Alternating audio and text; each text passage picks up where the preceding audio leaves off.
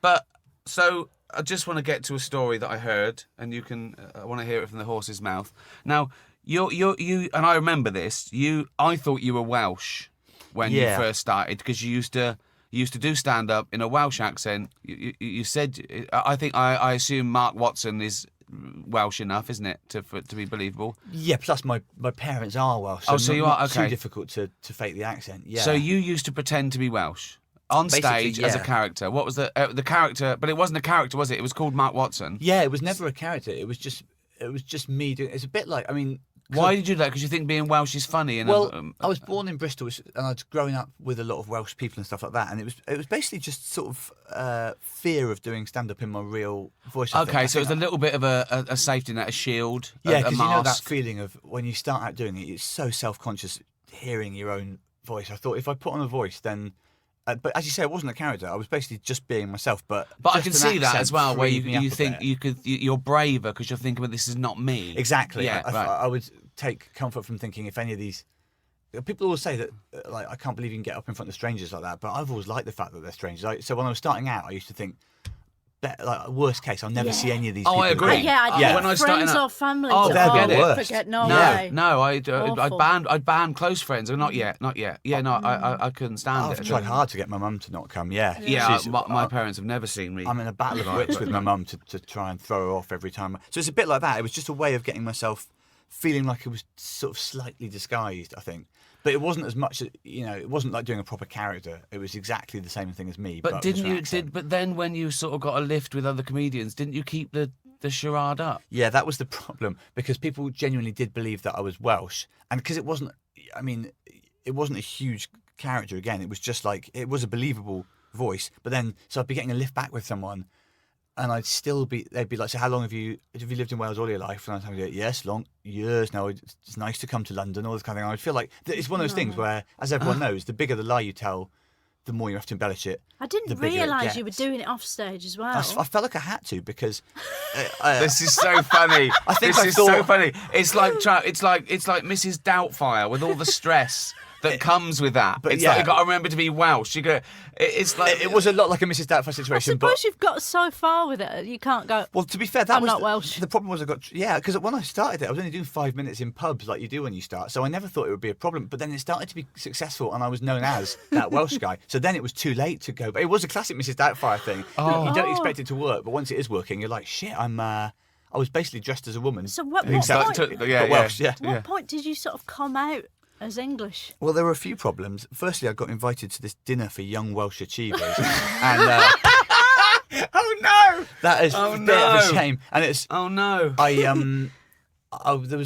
wanted to go because at that point I was earning no money, so if I could get dinner out of it, I was like, all right. I got there, and people in America might not know, but as well as having a different accent, the Welsh do have their own language, which nearly all of them speak English as a first language, but then Welsh is also a separate language. So I went to this dinner, and the people were proper You can't speak Welsh No, at all? I can speak a few words of it, but nearly all of them are song lyrics by the band The Super Furry Animals, and you can't do a whole dinner party like that. There's a lot of that in it. A lot of that. There's a lot of that. There's a lot of difficult sounds for a person to make, and so it's one thing to like you can and because I had family in Wales, because I knew plenty of Welsh people, I could bluff up to a point, but when there's a shift into a different language, it's time to put your hands up in the air, really. Yeah. So there was that, but also I was starting to get invited onto radio shows, stuff like BBC stuff, like Loose Ends, or like radio chat shows where they're not even asking you to do comedy, you're just talking. So then I was like, well, am I going to have a whole conversation in a fake accent? But when you're doing the fake accent, I don't know. No, so I assume an accent's an accent, and you can do it, right? A Welsh person, another Welsh person in the room wouldn't go, that's a fake accent, would they? They'd assume, if it didn't get round to speaking actual Welsh, there was no danger of you getting caught. This was... No, because if real Welsh people had seen through it, I would have dropped it faster. But as it was, and it's not like I'm even good at accents. It was just that one I happened to be able to do because of having grown up around it and stuff. So yeah, people never challenged it, and it was getting to the stage where, and I would always describe it as a Welsh comedian. But at the same time, there was a guy called Rod Gilbert who, you'll have come across, who really was Welsh, and the two of us were. Is he though? Well, as far as is he? I tell you what, if he's doing it as an act, he's done it really bloody well. That's like an entire lifetime. So that was the other problem. I was meeting real Welsh comedians, and I started to feel like I was sort of somehow stealing a living from them by because Rod used to say we would often be on the same bill because when you're starting out, there's a lot of like newcomer competitions and stuff. And he would say, "Oh, it's a nightmare. There's 2 of us Welsh, so whoever goes on first, they'll get all the Welsh jokes." And I was like, "Oh, yeah, sort of." Except I'm totally no. It's just things like that made me feel really This bad. is like blacking up. This is like I started really... to feel like I was blacking up in a less controversial way. Yes.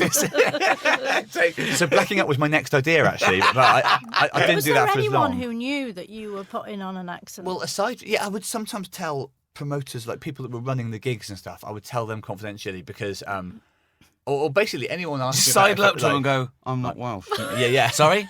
Yeah. I'm not Welsh. It was like, hey, people need to come out eventually. You need to.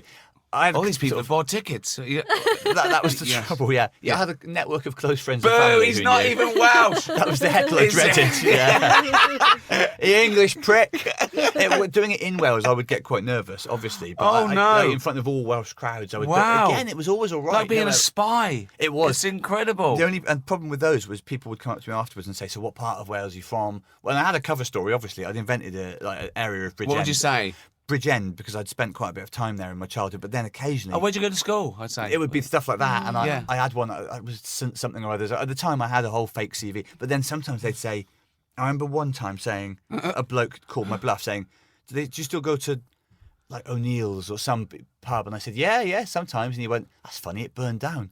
I was like, oh my God. Right, I'm leaving quite fast. This is like Marathon Man. It really is. It was becoming You're more not and more Swiss. stressful. What are you, German? It's like, hold on, steady on. Okay, I'm not really Welsh. It was like that film Argo, where they're all given fake Canadian. Oh, yeah. And it's like, right, your name is Tony, you grew up in... I was having to learn more and more fake biographical facts to sustain Or this. the end of The Great Escape, when he says thank you in English. Yeah, I was conscious that any slip could be the end of my life.